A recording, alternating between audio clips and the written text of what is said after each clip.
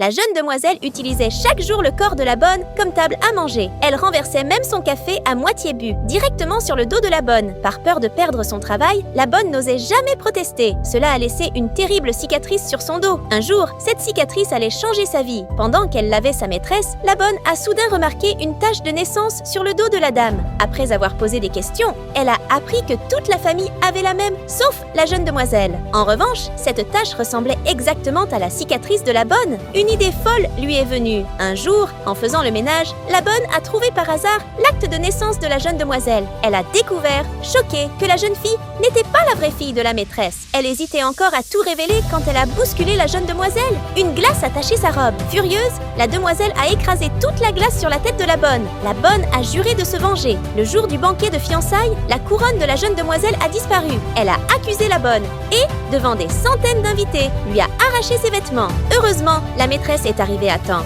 Elle a découvert le dos de la bonne et la cicatrice était exactement la même que sa tache de naissance familiale. Au même moment, l'ennemi juré de la maîtresse est arrivé avec un cadeau, l'acte de naissance de la vraie fille. Il y a des années, pour que sa propre fille vive comme une princesse, cet ennemi avait échangé les 2 bébés à la maternité. La maîtresse a enfin compris. La bonne était sa vraie fille biologique. Le sang laisse toujours une marque, même quand on essaie de l'effacer. Pour la partie 2, abonne-toi et écris partie 2 en commentaire.